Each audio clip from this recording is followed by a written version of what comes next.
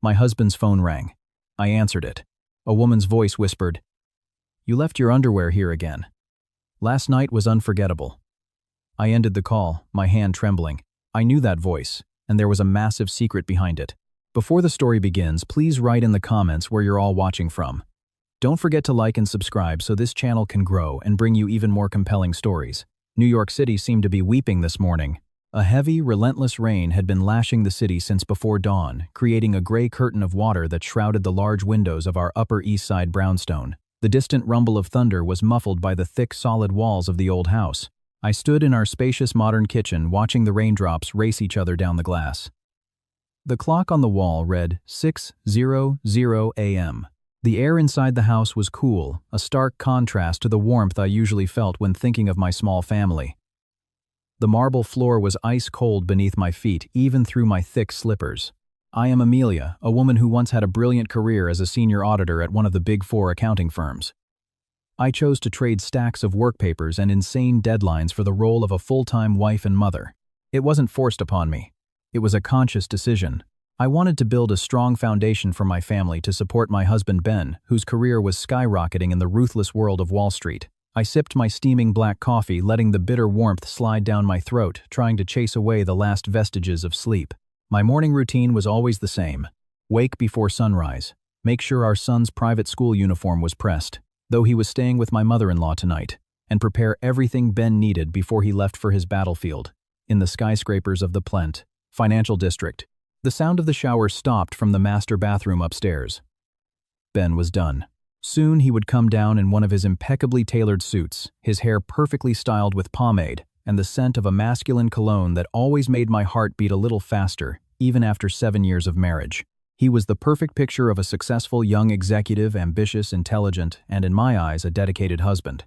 I placed my coffee mug on the long marble dining table. Ben's smartphone lay there screen up, displaying a constant stream of work emails and business messages. Even at this hour, I often asked him to turn it off when he was home, at least during dinner, but Ben always reasoned that the world of finance never sleeps. As a former auditor who had also lived under high pressure, I tried to understand. Suddenly, the phone vibrated violently on the marble surface, its buzz cutting through the kitchen's silence. The screen lit up, showing an incoming call from an unsaved number. No name, just a string of digits. I stared at the phone for a moment. Normally, I would never touch Ben's phone. We had an unspoken rule about each other's privacy, but this morning felt different. Maybe it was the incessant rain that made me feel a bit melancholic. Or maybe it was because Ben had been coming home late so often recently, blaming it on meetings with international clients. The phone kept vibrating, demanding attention.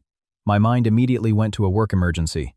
Perhaps an important client from a different time zone needing immediate confirmation. If Ben was still getting dressed upstairs, he might not hear it. As a supportive wife who understood how crucial every call was to her husband's career, I decided to answer it. I swiped the screen to accept the call and brought the phone to my ear. "Hello, this is Ben Carter's phone," I said in a trained professional tone, the one I used to use when dealing with my own clients. There was a moment of silence on the other end, just the sound of a held breath. Then a faint rustling of fabric as if someone was shifting in bed. "Hello," I repeated a little more firmly. "May I help you?" The next second, a woman's voice came through. It wasn't the sharp, panicked voice of a colleague or a client in trouble. The voice was soft, husky, and whispered as if the speaker was afraid of being overheard by someone else in the room. "Babe," the woman whispered, her tone intimate and laden with a familiarity that made the hairs on my arm stand up. "You left in such a hurry this morning." My world stopped turning. My heart skipped a beat, then began to pound painfully against my ribs. The hand holding the phone grew cold and clammy. The woman wasn't finished. She let out a soft giggle, a small, crisp laugh that was horrifyingly familiar. A laugh I'd heard at charity galas in Manhattan, at expensive cafes in Soho, in between the clinking of wine glasses. You'll never guess what she continued, her voice dropping lower, becoming more seductive. "You left something of yours here. Those navy blue Calvin Kleins I love so much are still under my pillow." I felt sick. My stomach churned as if the coffee I'd just drunk had turned to poison. My brain, usually quick and analytical, struggled to process the information I was receiving. Ben's underwear, under another woman's pillow. "I can't get back to sleep now just thinking about our hot night," the woman went on, oblivious that the person listening on this end was not the man she expected. "Your body is just addictive. Let's meet at our usual spot this afternoon. Okay, I miss you already. Then she laughed again. That laugh. This time I recognized it with terrifying certainty. It wasn't just any woman. It was the laugh of Sienna. Sienna Harrison, the wife of Arthur Harrison, the founder of the multi-billion-dollar conglomerate Sterling Global, where Ben worked. Sienna, the woman who always appeared glamorous, draped in designer brands from head to toe. Sienna, who just last week had sat across from me at a cafe in the West Village, sipping a latte and complaining about how busy her husband was and how much she valued our friendship. Sienna was my husband's boss's wife, and she had just confessed to sleeping with my husband. A bolt of lightning split the sky outside, followed by a deafening crack of thunder, as if the universe itself was screaming in response to the devastation happening inside me. The flash momentarily illuminated the kitchen, casting frightening shadows on the walls. I couldn't breathe. It felt as if all the oxygen had been sucked out of the room. My legs went weak, and I had to grip the edge of the marble table to keep from collapsing. The phone was still pressed to my ear, though the woman on the other end, Sienna, had stopped talking, probably waiting for a response from her babe. Unconsciously, I pulled the phone away from my ear and stared at its still-lit screen with a blank expression. The number without a name now seemed like a mocking grin. With a violently trembling finger, I pressed the red button to end the call. The silence that followed was far more painful than the thunder. There was only the sound of the rain continuing its merciless downpour outside. I stood frozen in the middle of my luxurious kitchen in the home I had built with love and trust, feeling utterly alone and cold. Footsteps descended the stairs. Ben. He appeared in the kitchen doorway looking fresh and handsome as always. The scent of his soap mixed with his expensive cologne filled the room. He smiled at me, the same smile that had always managed to calm my heart.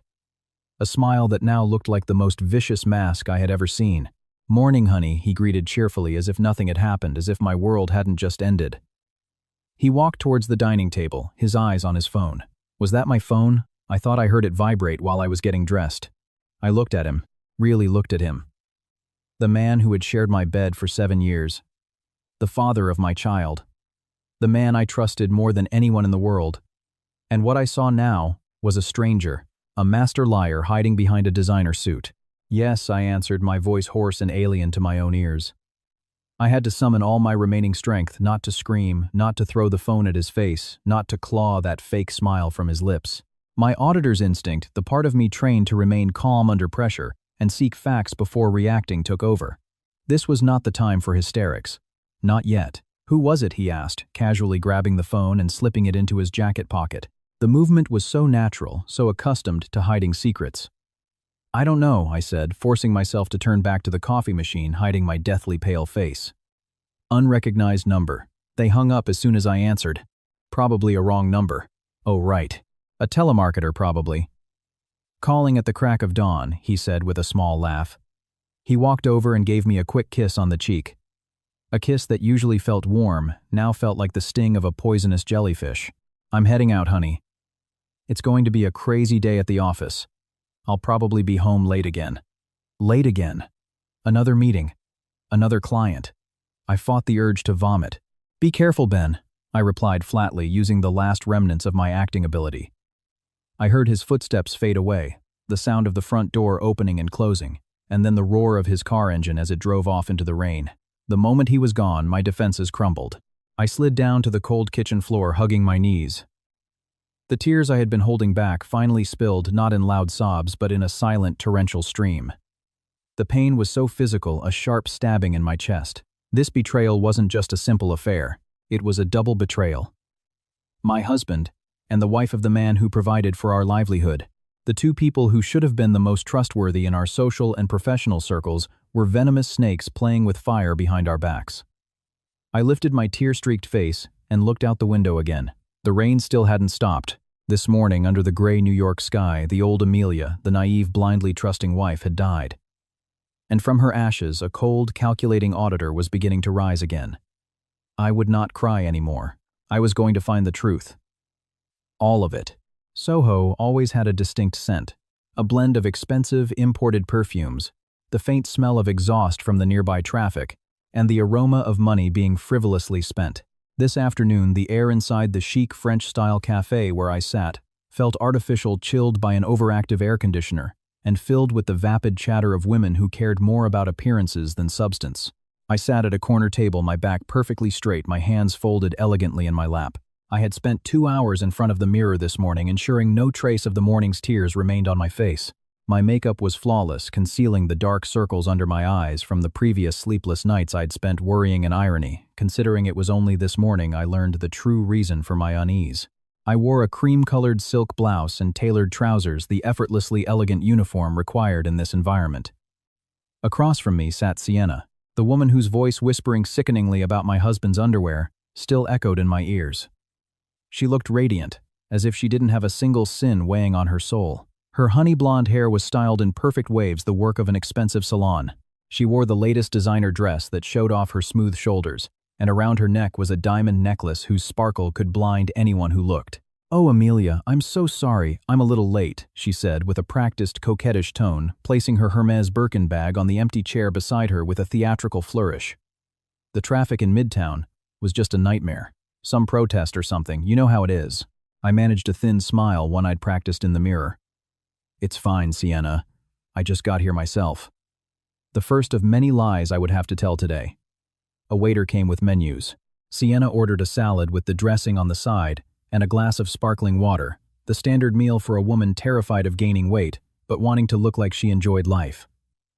I just ordered an Earl Grey tea. My stomach was still too queasy for food. "You look a little pale today, sweetie," Sienna commented after the waiter left, her sharp eyes framed by thick false eyelashes scrutinizing me. "Are you not feeling well, or is Ben acting up again, coming home late all the time?" She said it with such convincing sympathy as if she were a genuinely caring friend. The acting ability of this woman was astonishing. If I hadn't heard her voice myself this morning, I would have been completely fooled by her feigned concern. "Oh no, it's nothing," I replied calmly, picking up my teacup to hide the slight tremor in my hand. "Just a bit sleep-deprived. You know, kid stuff." I know. Being a stay-at-home mom is so exhausting, right?" she said with a dramatic sigh as if she understood. I knew for a fact she had 3 nannies for her 2 children. "But you're so lucky, Amelia, to have a husband like Ben. Handsome, a great provider, and so loyal. It's rare to find a man like that these days, especially in their line of business. So much temptation." I almost choked on my tea. Loyal. The word came out of her mouth like the cruelest joke. She was praising the loyalty of the man she had just slept with a few hours ago. Her audacity, or perhaps her complete lack of a conscience, was beyond belief. "Yes, I'm very grateful," I said, each word feeling like a sharp pebble on my tongue. "Ben is very dedicated to his work. He's always trying to do his best for Mr. Harrison." I mentioned her husband's name, deliberately wanting to see if there was any change in her expression. Sienna just let out a small laugh, waving her hand gracefully. "Oh, Arthur is lucky to have a manager like Ben. He tells me all the time that Ben is his most reliable right-hand man. That's why I don't worry when Arthur is out of the country on business. I know Ben is there watching over the company." Watching over the company, or watching over his wife, my inner voice screamed. My eyes then fell on Sienna's left wrist as she lifted her glass of sparkling water. Wrapped around it was a watch I knew all too well. A Patek Philippe Nautilus, with a diamond-encrusted bezel. Not just any watch. This was a watch whose price was equivalent to a luxury condo in downtown Manhattan. My heart began to race again, not with admiration but with confirmation. 3 days ago, while tidying Ben's home office, I found an American Express statement envelope tucked behind a stack of business magazines. It was for a supplementary platinum card Ben had never told me about. As a former auditor, my curiosity was piqued. I opened the envelope, violating our privacy rule for the first time, and my eyes widened at the total balance, hundreds of thousands of dollars. The largest single transaction was a purchase at a luxury watch boutique on Fifth Avenue for the exact price of the watch now glittering on Sienna's wrist. At the time, I tried to think positively. Maybe it was a gift for an important client, or perhaps a secret bonus from the company. But now, seeing that object sparkling on the wrist of his lover, all the pieces of the puzzle fell into place with horrifying perfection. Ben, my husband, who always said we needed to save for our son's future, had bought a watch worth a small fortune for his boss's wife. Using a credit card whose bill was likely paid with money from God knows where. "That's a beautiful watch, Sienna," I commented, my voice flat and cold, though I tried to mask it with a tone of fake admiration. "Is it new? A gift from Mr. Harrison?" Sienna looked down at her watch with a greedy glint in her eyes. She twirled her wrist, letting the cafe lights dance off the small diamonds. "Oh, this," she said with a meaningful smile. "Yes, it's new." A little gift from someone special. Arthur has no taste for these things. He only knows how to give stocks or property. This is from a secret admirer, you could say. She winked at me as if we were sharing a little female secret. A secret admirer. I wanted to vomit right on the marble tabletop. She wasn't even trying to hide it. She was reveling in it, flaunting the trophy of her affair in front of the legal wife of the man who gave it to her. Wow, you're so lucky, I said, feeling my blood boil beneath my calm exterior. The conversation drifted to other trivial matters. Sienna talked about her upcoming vacation to Europe, the latest gossip among the society wives, and how bored she was with her socialite routine. I just nodded, smiled at the right moments, and offered short, safe comments. Behind this mask of tranquility, my auditor's brain was working at full speed. This wasn't just an affair driven by lust. That watch was proof that a large amount of money was involved. Money that Ben shouldn't have. A finance manager, no matter how successful, couldn't afford a gift that extravagant without significantly disrupting the family's cash flow. Unless the money wasn't legitimately his. My suspicion shifted from the simple heartbreak of a wife to the professional alertness of an auditor. If Ben could buy something that expensive for Sienna, where did he get the money? Was he using company funds? Were the two of them working together to defraud Arthur Harrison? Sienna, the greedy boss's wife, and Ben, the finance manager who held the keys to the company's coffers. A perfect combination for a financial disaster. The lunch meeting felt like it lasted an eternity. When we finally parted ways at the cafe's entrance, Sienna hugged me tightly. Her overpowering perfume stung my nostrils. "We should do this again soon, sweetie," she said cheerfully. "It was so nice. Chatting with you made me forget all my stress." I watched her get into her white Escalade driven by a private chauffeur. As the car pulled away, the smile on my face vanished instantly. The New York sky was still gray, but the rain had stopped leaving dirty puddles on the asphalt. I walked to my own car with a new sense of purpose. The heartache was still there, but now it had turned into fuel. I would not stay silent. I would not be a victim crying in a corner.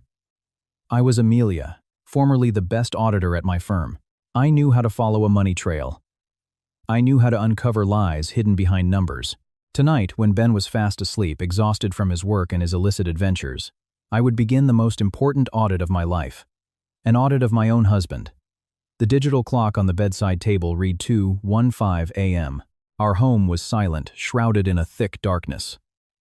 Only the sound of the gentle snores from the man beside me broke the stillness. I lay on my side, watching the steady rise and fall of my husband's back. Ben slept so soundly without a care in the world. His face looked innocent in the dim glow of the streetlights, filtering through the blinds, a stark contrast to the deceitful face he had shown me at dinner earlier. He had spun a tale about how tired he was from handling the company's external audit, when I knew, thanks to Sienna, that his exhaustion came from a different disgusting activity. I exhaled slowly, quietly, then carefully slipped out from under the covers. My feet touched the cold hardwood floor. Every movement was calculated, like a thief in my own home. My heart pounded, not from fear of being caught, but from the adrenaline coursing through my veins. Tonight I was no longer a grieving wife. Tonight I was a forensic auditor again. I tiptoed out of the master bedroom, closing the door so gently that the click was almost inaudible. My destination was clear: Ben's private home office on the ground floor. The office smelled of old paper and a coffee-scented air freshener. I switched on the dim desk lamp, its light just enough to illuminate his large desk without drawing attention from outside. There sat his work laptop, a sleek, metallic gray machine that held his career and possibly the evidence of its destruction. I sat in his plush office chair. The one he often boasted was his throne. I opened the laptop. The screen lit up, asking for a password. Ben was a smart man, but he possessed the typical arrogance of a man who feels untouchable. He thought I, his stay-at-home wife, would never understand technology or bother to check his work. Back when we were dating, I told him the most secure passwords were combinations unrelated to personal dates. But Ben was a creature of habit. I typed in the combination of our wedding anniversary date followed by his initials. Incorrect. I tried again with our son's birthday. Incorrect. I paused, thinking. Then, a terrible premonition struck. With a trembling finger, I typed in Sienna's birthday, a date I knew because we had once celebrated it together, followed by the word success. Access granted. Nausea rose in my throat again. He used his lover's birthday as the key to his private world. How cliché, and how deeply painful. but I pushed the feeling aside. This was not the time to be emotional. I had a mission. I immediately opened the messaging app integrated on his laptop. Sure enough, there was a pinned conversation at the very top with the contact name VIP Investor. I opened it and my eyes were immediately assaulted by a string of messages that made my stomach churn. Inappropriate photos, sweet nothings, and plans for trysts at 5-star hotels. VIP Investor was Sienna. Babe, is this month's transfer secure? The bag I want is on the wait list, Sienna had written 3 days ago. All good, gorgeous. The funds will clear tomorrow from the consulting budget. You just have to swipe the card, Ben had replied. I froze. Consulting budget. My auditor's instinct lit up like a beacon, overpowering my heartache. This message wasn't just proof of an affair. It was proof of financial crime. Sienna was asking for money, and Ben was promising to release funds from a corporate budget line. This wasn't Ben's salary. This was Sterling Global's money. I quickly closed the messaging app and switched to the file explorer. I knew where to look. Ben might be able to hide his dirty texts, but hiding a money trail was much harder, especially from someone who had spent a decade of her life uncovering corporate fraud. I navigated through neatly organized folders, monthly reports, annual projections, client data. Everything looked normal on the surface. But I knew fraudsters usually hid the bodies where it looked cleanest. I opened a folder named Personal Archives, then a subfolder called Old Docs. It appeared empty. However, the folder properties showed it contained 5 gigabytes of data. Something was hidden. I enabled the Show Hidden Files feature. A transparent folder appeared. Its name, Project Zenith. I double-clicked. Inside were dozens of Excel spreadsheets and scanned legal documents. I opened the most recent Excel file named Cash Flow Shadow 2025. When the columns of numbers appeared on the screen, my breath caught in my throat. My eyes moved rapidly, scanning the debit and credit columns, tracing the formulas embedded in each cell. This was a masterpiece of white-collar crime. Ben and Sienna weren't just playing with fire in bed. They were slowly robbing Arthur Harrison blind. The fraud pattern was systematic. Ben had created several fictitious vendors, shell companies that supposedly provided services like strategic management, consulting, and software asset procurement to Sterling Global. These companies had professional-sounding names like Synergy Capital Solutions and Legacy Ventures, but when I checked the details of the recipient bank accounts in a separate file, they all led to 2 holding accounts at a private bank, registered not under company names but under the names of individuals who were likely nominees or paid. Fronts. I opened another file, a scanned copy of the incorporation documents for Synergy Capital Solutions. The listed director was a chauffeur who had worked for Sienna 2 years ago, and the commissioner was Ben's distant cousin, who lived in a small town upstate. They were meticulous, but not meticulous enough to fool me. I started counting. 1 invoice for $250,000 for market analysis services, another for $500,000 for a fictitious cloud server lease. These transactions occurred almost weekly for the past 2 years. I summed up the total losses recorded in the spreadsheet. 5 million, 10 million, 20 million. The final number made me cover my mouth in shock. The total amount they had embezzled was over $25 million. That was the money funding their lavish lifestyle. Sienna's Patek Philippe watch, Ben's business trips to Europe. The new sports car Ben claimed was a company vehicle. Everything was paid for with the blood, sweat, and tears of Mr. Harrison's company. My husband wasn't just a cheater. He was a thief. He was a corporate parasite biting the hand that fed him. A chill ran down my spine, but this time it wasn't from the air conditioning. I realized I was holding a ticking time bomb. If Ben knew I had seen this, he wouldn't hesitate to do something reckless. This much money could make people kill. But the fear was quickly replaced by a cold, focused rage. They thought they were smart. They thought they could fool everyone forever. They were dead wrong. They forgot that the woman they betrayed was once known as the Bloodhound at her auditing firm. I reached into my pajama pocket and pulled out a large-capacity flash drive I had prepared. With a hand that was now steady and firm, I began copying the entire contents of the Project Zenith folder. I also took screenshots of their illicit conversations as an added bonus proof of the motive behind the crime. The copying process took 5 minutes that felt like 5 years. Every second I listened for sounds from upstairs, terrified that Ben might wake up for a glass of water. My eyes darted between the staircase and the laptop screen. Copy complete. I quickly ejected the flash drive and hid it deep inside the waistband of my pajama bottoms, the safest place for now. I closed all applications, cleared the recent files history, and put the laptop back to sleep exactly as I had found it. I adjusted the chair's position, ensuring there were no telltale signs of movement. Once I was sure everything was perfect, I turned off the desk lamp and slipped back into the darkness. When I lay down beside Ben again, he stirred slightly in his sleep, muttering something unintelligible. I stared at his profile in the dark. That face used to be where I found peace. Now it was the target of my operation. "Sleep tight, Ben," I whispered in my mind, my eyes fixed on the ceiling, sharp and focused. "Enjoy your sweet dreams tonight, because soon I will make sure you wake up to a nightmare that will never end." I didn't sleep again that night. In my head, I was already drafting the forensic audit report. Chapter 1. Introduction. Chapter 2. Findings. Chapter 3. Execution. John F. Kennedy International Airport always had a unique energy, a mix of hope, farewells, and ambition that hung in the air along with the smell of jet fuel. In the grand, cool expanse of terminal, 4 people rushed past with their own agendas, dragging suitcases filled with dreams or burdens. This morning I walked across the terminal's marble floor with a different kind of stride. Gone was Amelia, the housewife in her pajamas. Today I wore my best black blazer suit, which had been hanging in my closet for far too long, paired with sharp creased trousers and high heels that clicked against the floor with an intimidating rhythm. My hair was pulled back into a sleek ponytail, and my face was adorned with bold makeup not to seduce but to project power. The deep red lipstick on my lips was my war paint. My destination was the Centurion Lounge, an exclusive area where high-flying business travelers waited for their flights far from the hustle and bustle of ordinary passengers. I knew Mr. 7, Harrison's schedule from Ben's digital calendar, which was synced to the home iPad.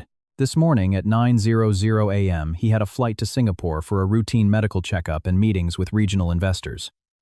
Ben wasn't accompanying him because Mr. Harrison had asked him to oversee operations at the office. A perfect coincidence or perhaps fate. I had called Mr. Harrison's personal assistant half an hour earlier, claiming that a highly confidential document had been left at home, and Ben had asked me to deliver it directly because he was stuck in severe traffic. It was a plausible excuse, given how much the family trusted Ben. His assistant granted me access to the lounge. As the automatic glass doors of the lounge slid open, a wave of cool air and the aroma of expensive Arabica coffee greeted me. The atmosphere inside was quiet and private. Plush leather sofas were occupied by executives engrossed in their tablets. I saw him. Arthur Harrison was sitting in a corner overlooking the runway. The man in his 60s looked distinguished even in a casual polo shirt. He was reading a business newspaper while sipping tea. He was a respected figure, a self-made tycoon who had built his empire from scratch. And ironically, he was the biggest victim of the foolishness of those closest to him. I took a deep breath, calming the storm in my chest, and walked towards him. "Good morning, Mr. Harrison," I greeted him, my voice calm and respectful. Mr. Harrison looked up, slightly surprised to see me. He lowered his newspaper and smiled warmly, a sincere, fatherly smile. "Amelia, what are you doing here? Where's Ben? I was told there was an important document." I didn't return his warm smile. My expression was flat, serious, and urgent. I sat in the chair opposite him without waiting for an invitation, placing a thick navy blue portfolio on the coffee table between us. "Ben doesn't know I'm here, sir," I replied bluntly. "And this document isn't from Ben. This document is about Ben." "Mr." Harrison's brow furrowed. His smile slowly faded, replaced by the sharp gaze of a businessman sensing trouble. "What do you mean, Amelia? Is this a domestic issue? If it's something personal..."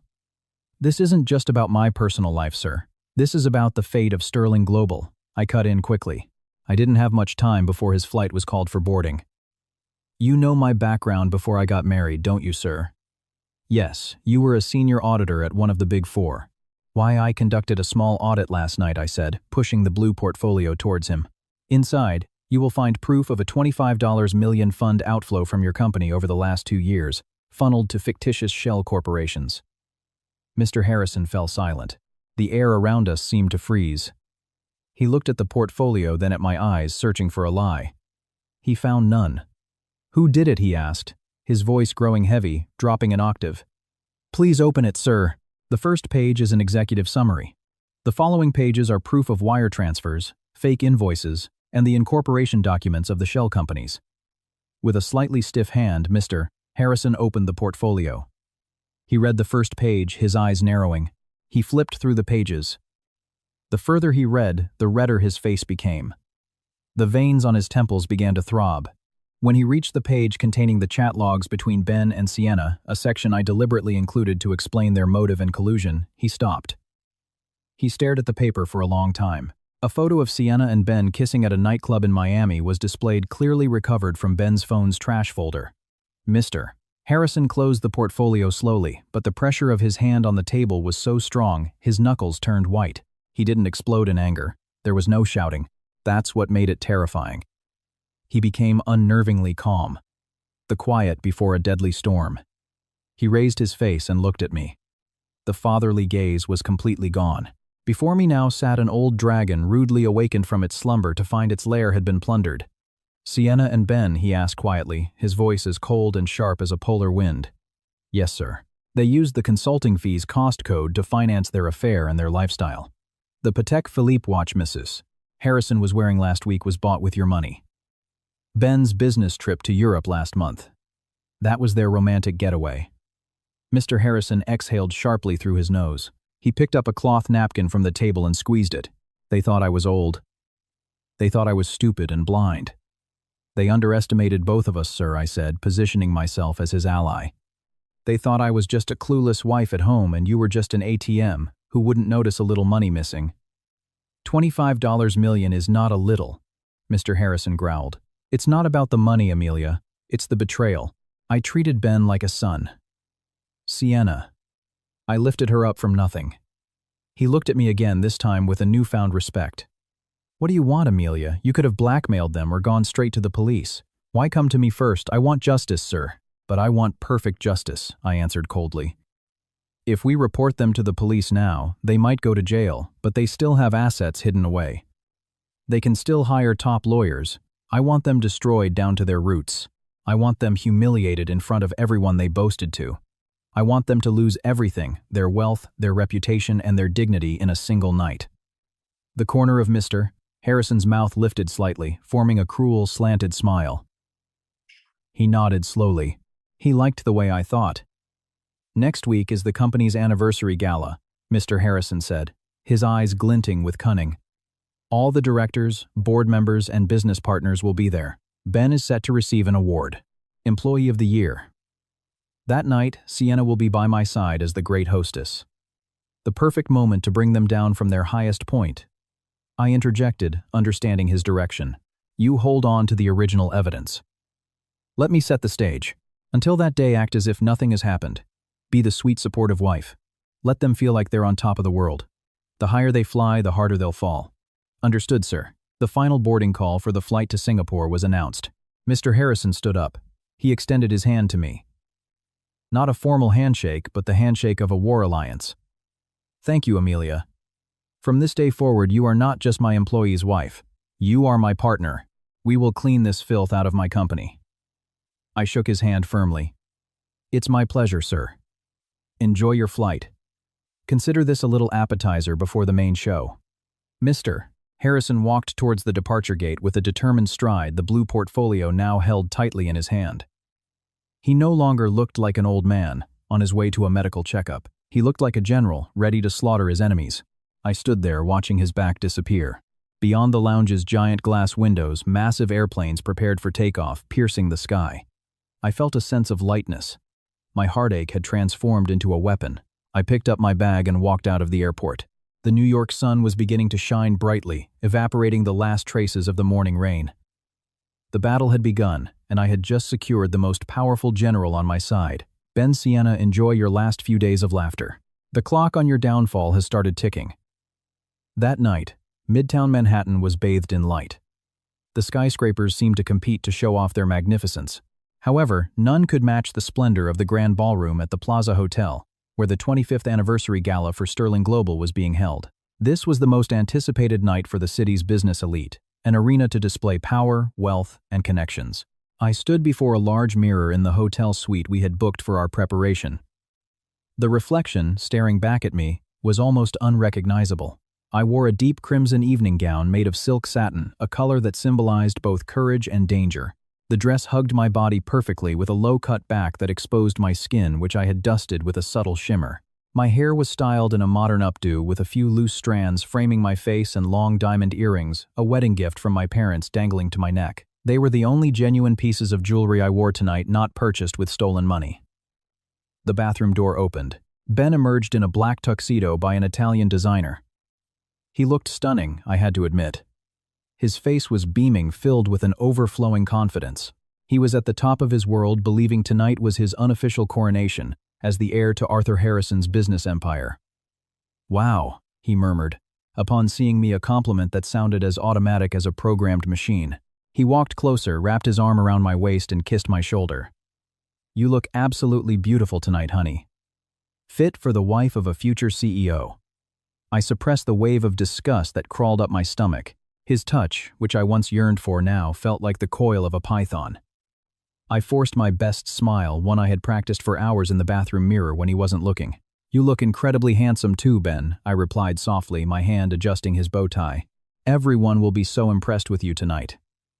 "Of course they will," he said, arrogantly preening in the mirror, fixing his already perfect hair.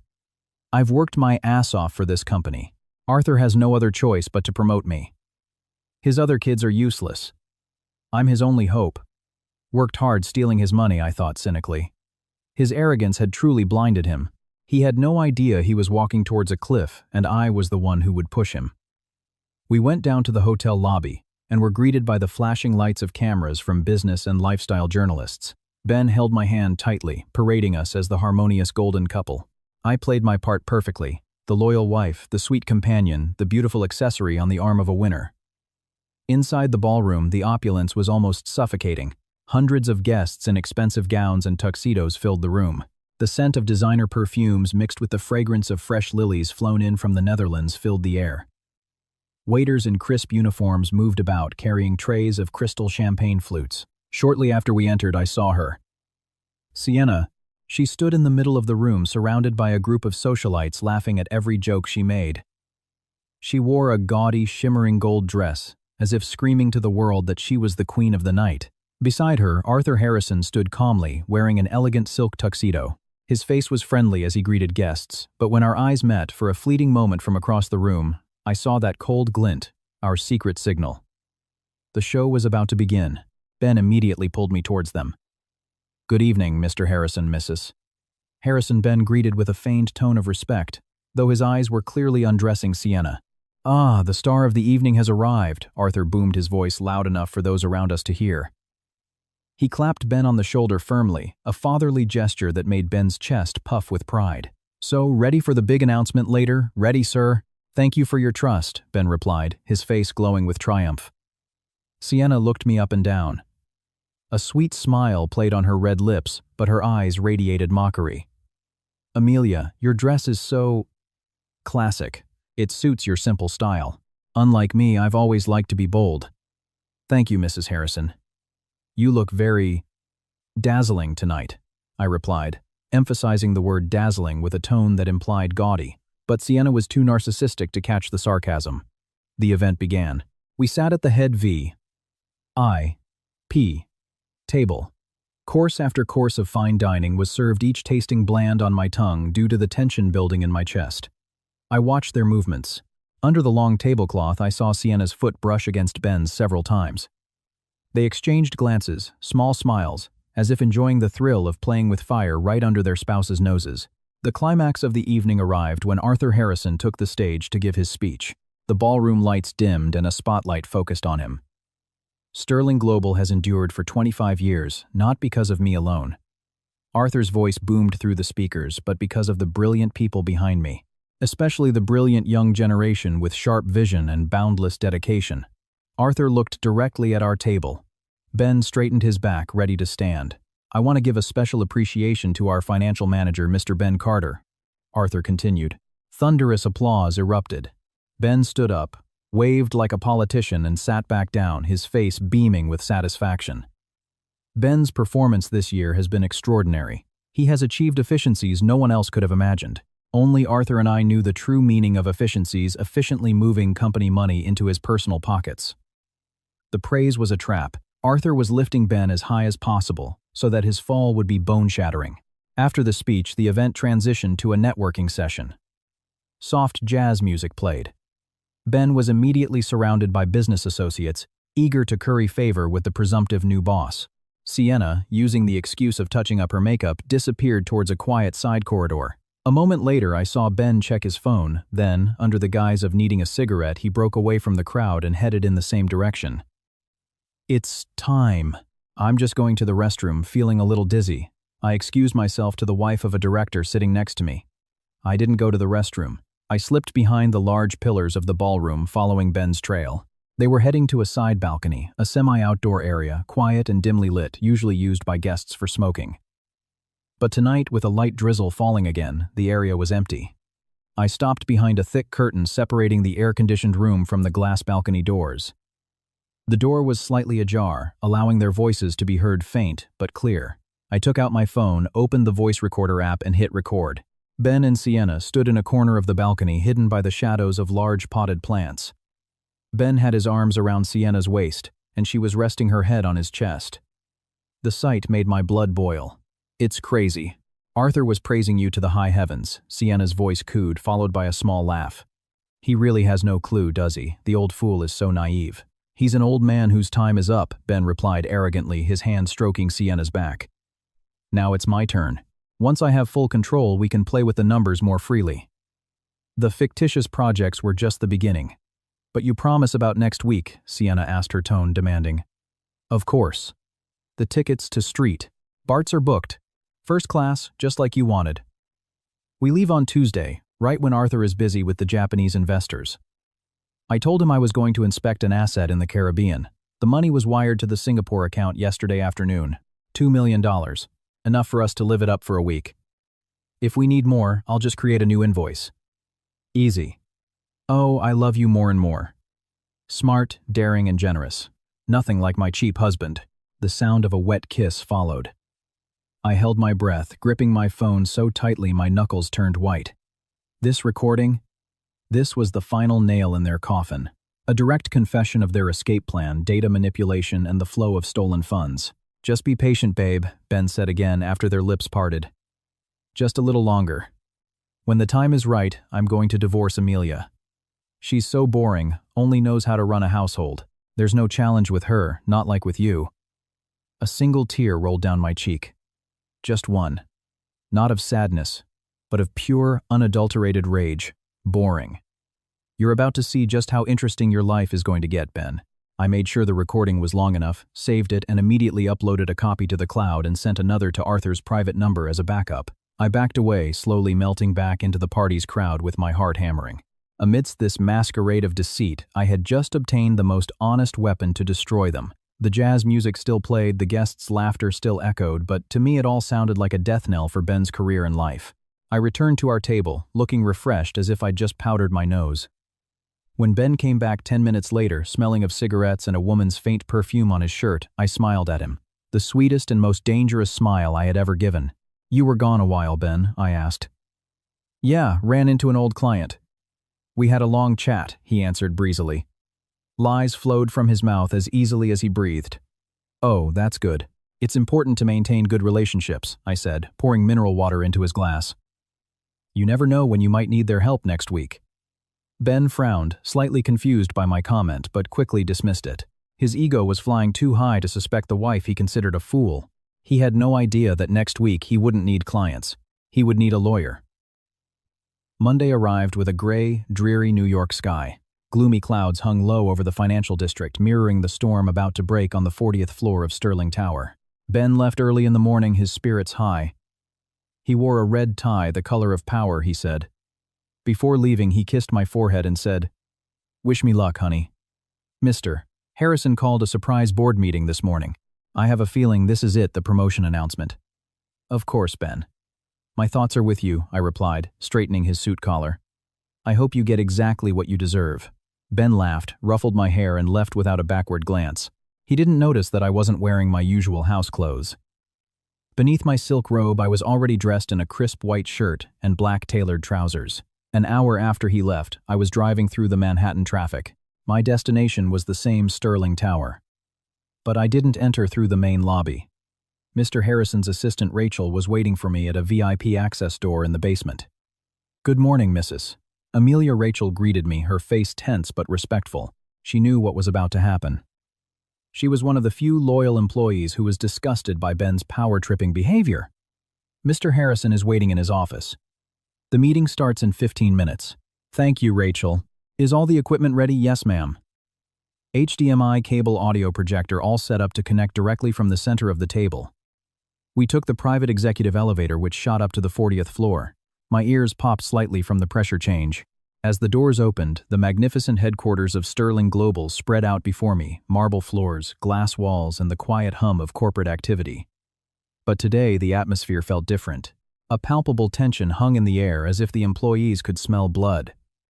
I waited in Mr. Harrison's office, which was connected to the boardroom by a side door. Through a crack in the blinds I could see inside the meeting room. A massive polished mahogany oval table dominated the space. Around it sat the senior directors, their faces serious. They seemed to be wondering about the purpose of this emergency meeting. At the far end of the table, Ben sat with a relaxed posture, casually fiddling with his expensive pen. He radiated confidence, even joking with the operations director next to him. Then, the main boardroom door opened. Sienna entered. She wasn't there as the owner's wife, but as the representative for the Family Foundation's seat on the board. She wore a striking white blazer, sitting across from Ben. They exchanged a fleeting glance, an almost imperceptible wink, before Sienna put on a contrived professional face. Mr. Harrison entered last. The room fell silent. He wasn't smiling. His face was as hard as granite. He sat at the head of the table, placing a single blue folder on it, the same one I had given him at the airport. "Good morning." Mr. Harrison's voice was heavy and resonant. "I've gathered you all here to discuss a crucial management restructuring for the future of this company." Ben sat up straighter, his face beaming. He thought restructuring meant the removal of old directors and his own appointment. However, before we talk about the future, Mr. Harrison continued, his eyes fixed on Ben, "we must clean up the past.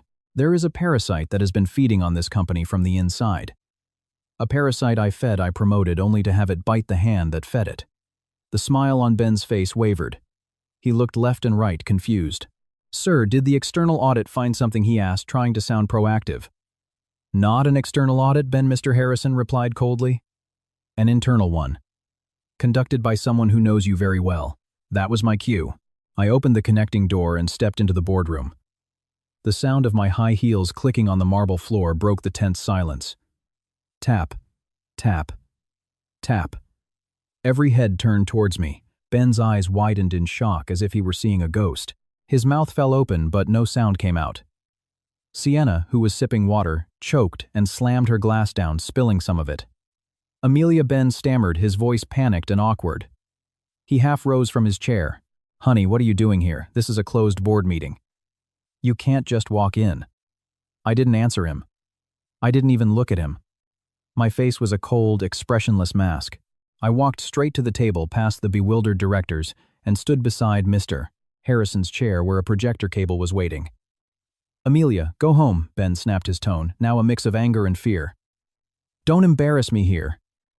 "Sit down, Ben." Mr. Harrison's voice thundered, making Ben jump and sink back into his chair. "She is here at my invitation as an independent forensic auditor I specifically appointed for this case."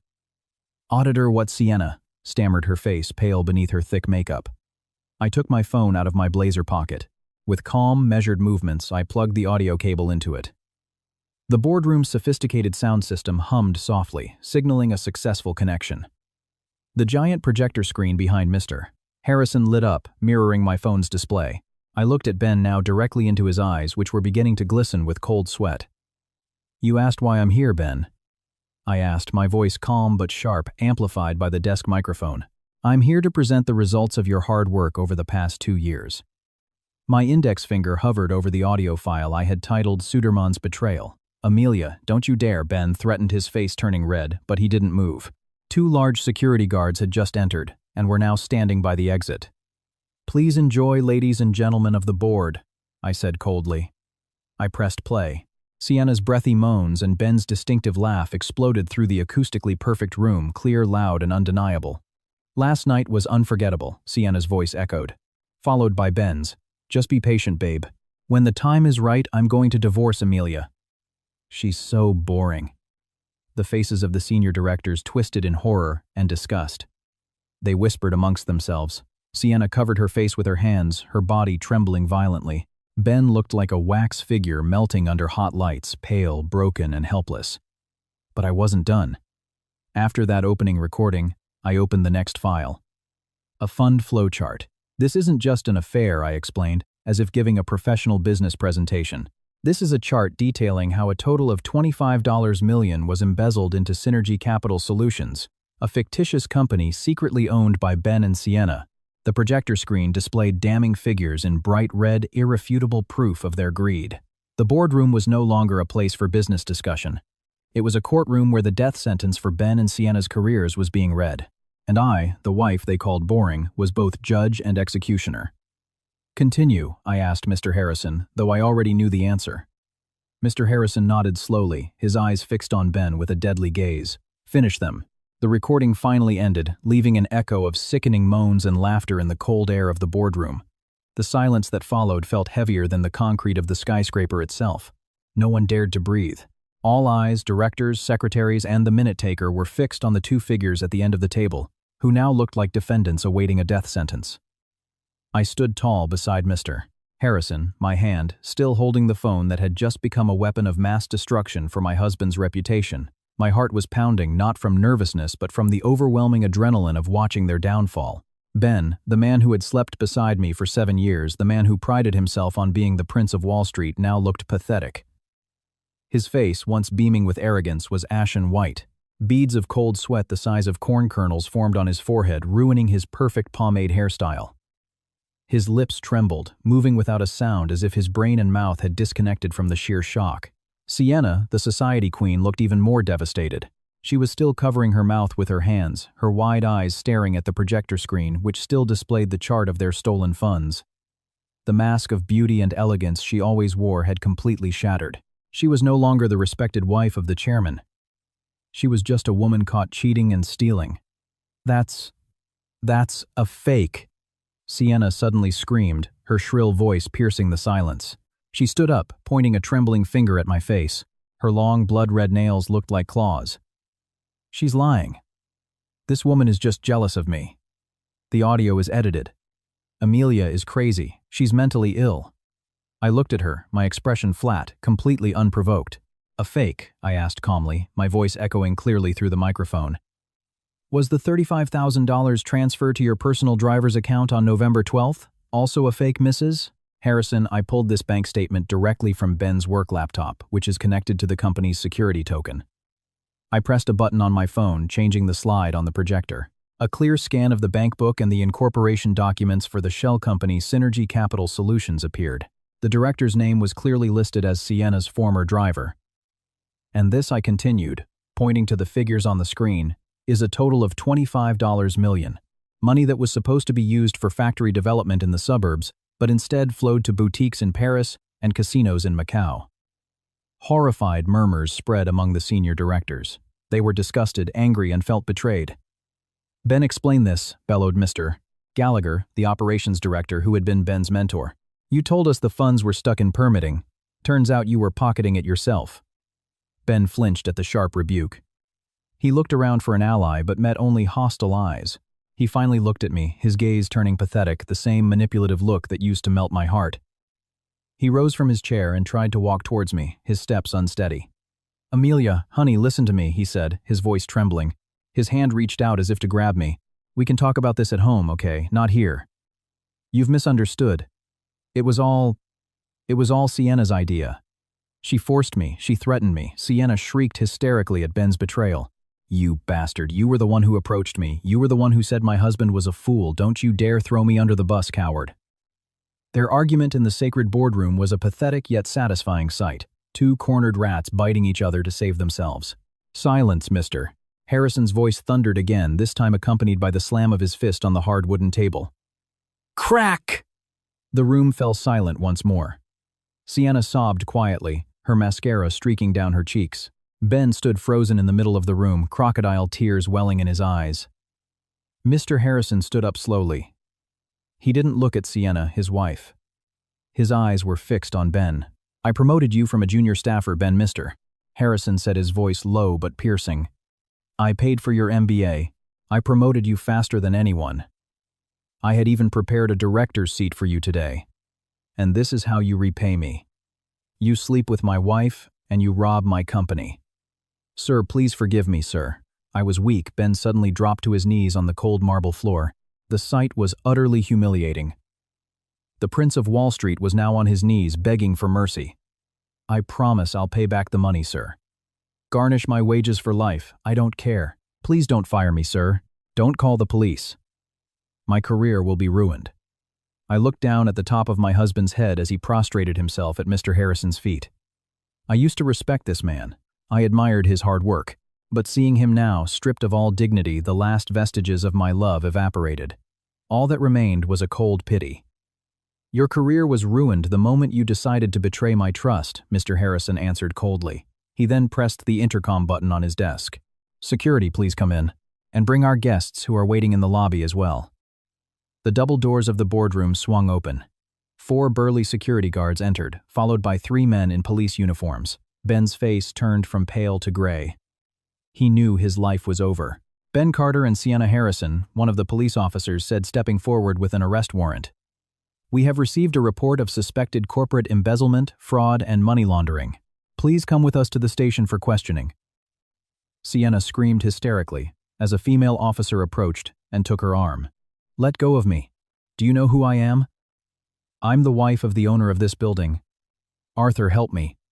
Don't just stand there. I'm your wife, mister. Harrison turned his back to her, facing the window, refusing to look at the woman who had stabbed him in the back. My wife doesn't steal from me. Take her away. Sienna struggled, her legs kicking as she was forcibly dragged out. Curses poured from her once sweet mouth, aimed at Mr. Harrison, the police, and especially at me. Ben, however, didn't resist. His energy was spent. As the police cuffed his hands behind his back, he just looked down in resignation. But as he was led past where I stood, he paused. He lifted his face, looking at me with red, wet eyes. Are you happy, Amelia? He whispered hoarsely. Are you happy now that you've destroyed your own husband's life? Remember our son, Amelia. How could you let his father go to jail? The question was meant to trigger my guilt as a mother. But he had forgotten. He hadn't thought about his son when he was spending our child's education fund on his mistress's Hermes bags. I stared into his eyes, my face expressionless. I didn't destroy your life, Ben. You destroyed it yourself the moment you unzipped your pants for another woman and opened the company vault for your greed. As for our son, don't worry. He'll grow up better without a thief for a father figure. My words hit him like a physical blow. He couldn't answer. The police pushed him forward, forcing him to walk. The next moment was one that would be remembered by every employee of Sterling Global forever. The boardroom doors were left wide open. Ben and Sienna were paraded down the long corridor lined with glass-walled cubicles. The employees, hearing the commotion, had gathered along the hallway. Ben, the manager who usually walked with his chin up and an arrogant stride, now walked with his head down, hands cuffed, flanked by police. The whispers and shocked stares of hundreds of subordinates he had once intimidated followed him to the service elevator, not the executive one. It was the most brutal walk of shame imaginable. The reputation he had built over years of fake bravado crumbled to dust in minutes. Back in the boardroom, the tension remained. After the doors closed and the sound of Sienna's screams faded, Mr. Harrison turned back to the table. He looked tired, 10 years older, but there was relief in his eyes. This meeting is adjourned, he said quietly. Except for Mrs. Amelia Carter. Please stay. The other directors nodded respectfully, then each shook my hand before leaving. There was a mix of awe and admiration in their gazes. They knew the woman standing there wasn't just a scorned wife, but a professional who had just saved the company from tens of millions in losses. Thank you, Mrs. Carter. Your analysis was incredibly sharp, Mr. Gallagher whispered as he shook my hand. If it weren't for you, we might not have realized until next year when it was all too late. Once the room was empty, it was just me and Mr. Harrison. He walked to the large window, gazing at the gray New York skyline. It's done, sir, I said, softly approaching him, but maintaining a respectful distance. Not yet, Amelia. This is just the beginning of the cleanup, he replied without turning. My lawyers have already prepared divorce papers for Sienna and a civil suit to seize all of Ben's assets to recover the company's losses. You also need to be ready. Ready for what, sir, mister? Harrison turned to face me, his eyes assessing. Ready to take over the mess your husband left behind. The chief financial officer position is vacant, and I don't trust anyone in this building, except you. You uncovered it? You clean it up. Are you up for it? The offer hung in the air. Chief financial officer, the position Ben had dreamed of his entire life, the position he had pursued through dirty means. And now, it was being offered to me, the wife he had deemed boring and clueless. I looked at my reflection in the window. The weak Amelia had died in that kitchen. The Amelia standing here now was a woman who had just toppled two giants. I smiled faintly. I'll need a clear employment contract and a full education trust for my son, sir. Mr. Harrison let out a small laugh, his first of the day. That's the Amelia I know. Have the draft on my desk tomorrow morning. 3 months later, New York looked different from the 40th floor window. A bright, clear blue sky stretched out, covering the concrete jungle of Manhattan in the morning sun. No more storms, no more gray clouds. The weather itself seemed to be celebrating a new chapter in my life. I sat in a plush Herman Miller ergonomic chair behind a vast mahogany desk. This office once belonged to the old CFO who had retired. The office Ben had coveted. Ironically, I was now the one occupying it. Not through inheritance, not through nepotism, but through competence. On my desk were stacks of documents awaiting my signature. No longer recipes or grocery lists, but quarterly audit reports, investment approvals, and risk mitigation strategies. My name was clearly displayed on a gold plaque on the desk: Amelia Carter, CPA, Chief Financial Officer. I picked up the Montblanc pen from its holder, feeling its solid weight in my fingers. It felt strange, but also incredibly liberating. 3 months ago, my hand trembled holding a phone as I listened to another woman's whispers. Today, my hand was steady, holding control over the finances of one of the largest corporations in the country. A knock on the door broke my reverie. "Come in," I answered firmly. The door opened and my new assistant, a sharp young woman, entered with a tray holding a latte and several folders. "Good morning, Mrs. Carter. Here's your coffee, half sugar as usual. And these just came in from the legal department," she said politely. "Thank you, Riley." "Just put them there," I said with a smile. I took the folder from the legal department. This was what I'd been waiting for, the progress report on Ben and Sienna's cases. I opened it and read the summary. A small smile touched my lips. The United States District Court had delivered its verdict 2 days ago. Ben was sentenced to 8 years in federal prison, minus time served with the obligation to pay full restitution. Sienna, proven to be a co-conspirator, received a 7-year sentence. Furthermore, my divorce was finalized last week. The court had granted all my demands. I received full custody of our son, and all assets purchased during the marriage were seized to repay Mr. Harrison.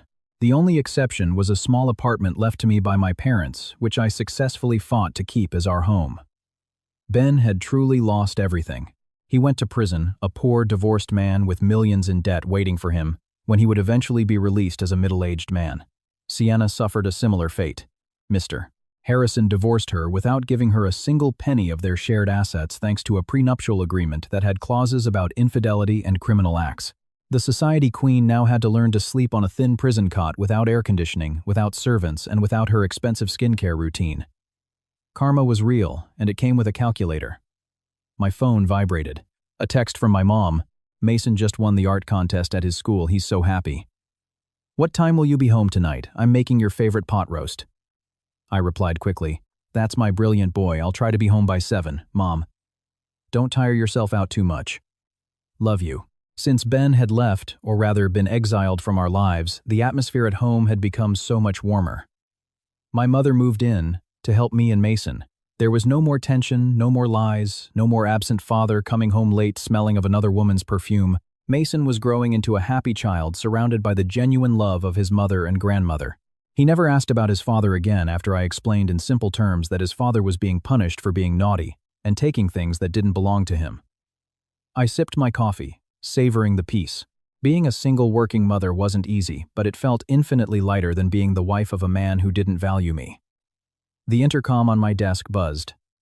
"Mrs. Carter, Mr. Harrison would like to see you in his office if you have a moment," Riley's voice came through. "Of course, I'm on my way." I straightened my blazer and walked towards Mr. Harrison's office. Staff members I passed in the hallway greeted me with respect. "Morning, Mrs. Carter." There were no more pitying looks or whispers. only respect for a leader who was firm but fair. I had implemented a new internal audit system, closing all the loopholes Ben had exploited, and increased performance bonuses for honest employees. The work environment had become much healthier. I knocked on Mr. Harrison's door and entered. The old man was sitting leisurely on his sofa, reading the newspaper. He looked much healthier and more refreshed than he had 3 months ago. The weight of betrayal had been lifted from his shoulders. "Sit down, Amelia," he said warmly. "How's the quarterly report looking, secure, sir?"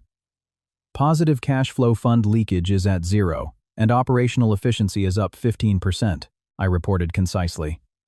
Mr. Harrison nodded, satisfied. "I didn't pick the wrong person. You're much better at this than your ex-husband was." He put down his paper. I heard the verdict came down. It did. 8 years. "Fair enough," Mr. Harrison mused. "I hope he learns his lesson. Oh, and I just wanted to let you know I'm taking a long vacation starting next week. I'm going to travel through Europe, enjoy my old age. I'm entrusting the daily operations of the company to you and Mr. Gallagher." I was stunned for a moment. A responsibility this big. "Are you sure, sir?" "Very sure. You've proven your loyalty and integrity at the most critical time. This company is safe in your hands. Consider it practice for when I truly retire and pass the baton." I smiled, touched. "Thank you, sir. I will guard this trust with everything I have." Leaving Mr. Harrison's office, I didn't go straight back to my own. I walked to the elevator and pressed the button for the top floor, the rooftop. A strong wind hit my face as I stepped out onto the roof deck. Below me, New York City sprawled out like a giant living map. The streets of the financial district looked like rivers of asphalt, filled with tiny metal ants. The tall buildings soared, reaching for the sky, symbols of ambition and power. I used to feel so small in this city. I felt like a speck of dust living in the shadow of my husband's success. I sacrificed my dreams for him, thinking his happiness was my own. How foolish I was. But today, I stood on top of this building as a winner. I took a deep breath, filling my lungs with the air of freedom. I took out my phone and opened the photo gallery. There was still one picture of Ben there, an old one from when we were newly married. His smile was innocent, not yet tainted by greed. I looked at it one last time. There was no hatred, no love, just a sense of foreignness. "Goodbye, Ben," I whispered to the wind, which carried my voice away. "Thank you for the wound." Because that wound made me realize who I truly am. I pressed the delete button. The photo vanished forever. I put the phone in my pocket, turned around and walked back towards the door. My steps were light but firm. My high heels clicked against the concrete, creating a confident rhythm.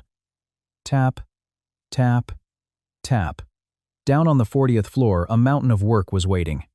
Hundreds of employees depended on my decisions. And at home, a little boy was waiting for my hug. My life had just begun. I was no longer a victim. I was no longer just a wife. I am Amelia. And this is my kingdom.